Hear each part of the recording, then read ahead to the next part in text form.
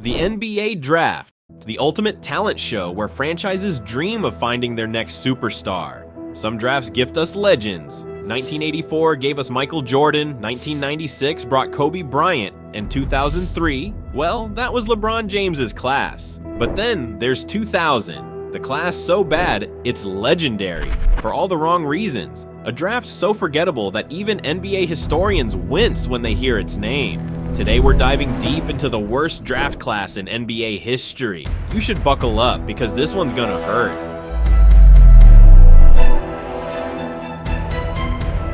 Let's start with the biggest problem, the sheer lack of stars. In most drafts, we get multiple All-Stars, maybe even Hall of Famers. But in the 2000 NBA Draft, we got exactly 3 All-Stars. 3. Kenyon Martin was solid, a high-energy big man who played a key role on some competitive Nets teams. But let's be honest, he wasn't exactly Duncan or Garnett. He had a respectable career, averaging 12.3 points and 6.8 rebounds over 15 seasons. His best years came in New Jersey, where he helped Jason Kidd lead the Nets to back-to-back NBA Finals appearances in 2002 and 2003. He was tough, played with a chip on his shoulder, and was known for his fierce dunks. But was he the type of franchise cornerstone you'd expect from a #1 pick? Not even close. Jamal Magloire. He made an all-star game, sure, but that was mainly because the East was so desperate for big men in 2004 that they probably considered Shaq twice. Magloire was a serviceable center, known for his rebounding and physicality, but his career fizzled out quickly. He played for 7 teams in 12 seasons and never averaged more than 14 points per game in a season. An all-star? Yes, but a forgettable one. And then there's Michael Redd, the one guy in this class who looked like a legit star. From 2003 to 2009, he was one of the league's top scorers, averaging over 20 points per game for 6 straight seasons, including a career-high 26.7 in 2006-07. He even won an Olympic gold medal with Team USA in 2008. But injuries, particularly knee problems, derailed what could have been a Hall of Fame-worthy career. He was the only player in this draft to make an All-NBA team, earning third-team honors in 2004. Without those injuries, Redd might have been the saving grace of this class. Just to put this in perspective, from 1984 to 2020, the average draft class produced 5.9 All-Stars. The 2000 class had 3, and only one of them ever made an All-NBA team. That's like going to a buffet and finding out your only options are dry chicken, stale bread, and an okay dessert.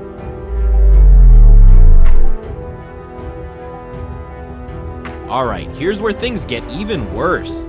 You know what separates a good draft from a great one? Hall of Famers. The 2003 class gave us LeBron, Wade, and Carmelo.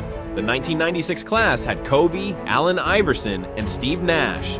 But the 2000 NBA Draft, 0 Hall of Famers. The only other draft with 0 Hall of Famers, 1951. And that was when the NBA was still figuring out how to dribble without looking at the ball. Even so-called weak drafts like 2006 and 2013 produced future Hall of Famers. But the 2000 draft, it's a ghost town. Now, if we had to pick someone from this class who could have made it, Michael Redd might have had a shot, if his knees didn't betray him. He was an elite scorer, a gold medalist, and the only player in this class with an All-NBA nod. If he had stayed healthy and racked up a few more dominant seasons, maybe, just maybe, he'd have an argument. Kenyon Martin. He had the longevity and was a key contributor to multiple playoff teams, but his numbers were never dominant enough. Solid, but not Hall of Fame worthy. Jamal Crawford is another name that some might throw in the mix, but while he was an all-time great 6th man, there's a reason he never even made an all-star team. Being flashy and scoring off the bench is fun, but Hall of Fame voters look for sustained excellence. So yeah, no Hall of Famers. And in a league where even mildly good players eventually get in, that's a bad look.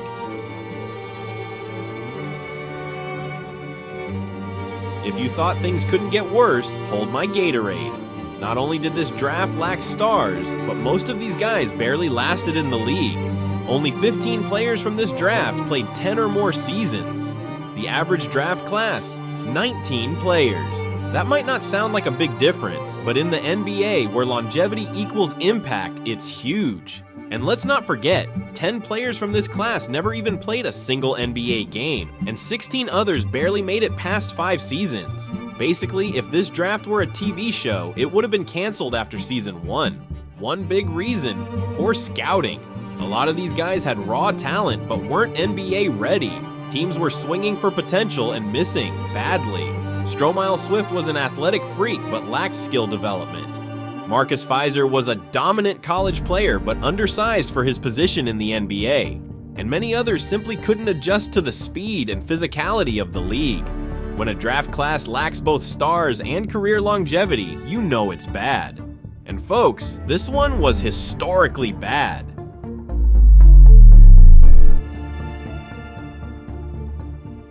Alright, time for some cold, hard stats. Let's talk scoring. Only 2 players in this entire class, Michael Redd and Jamal Crawford, ever averaged 20 points in a season. Crawford did it just once. Rebounding. Kenyon Martin led this class with 6.8 boards per game. Assists. Speedy Claxton, the best passer in this draft, averaged 4.3 assists per game. That's barely backup point guard material. Win shares, a stat that measures how much a player contributes to winning, tells the real story. The 2000 class has the lowest total win shares of any draft in the last 50 years. Yikes.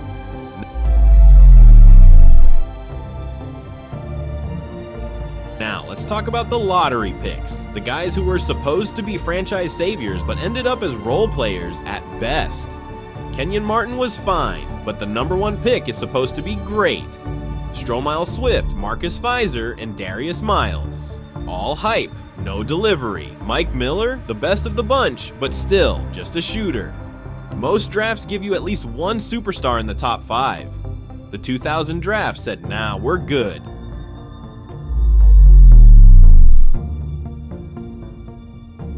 Okay, let's be fair, not everyone in this draft was a bust. There were some bright spots. Michael Redd was an elite shooter before injuries robbed him.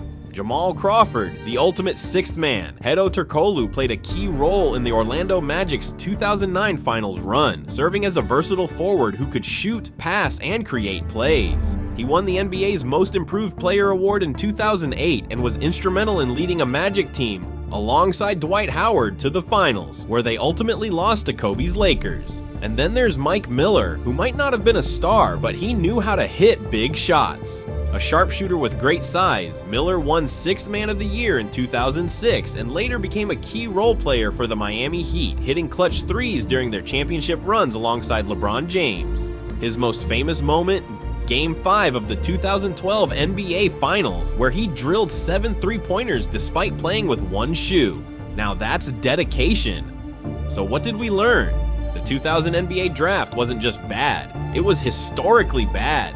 The weakest class in NBA history. No superstars, no Hall of Famers.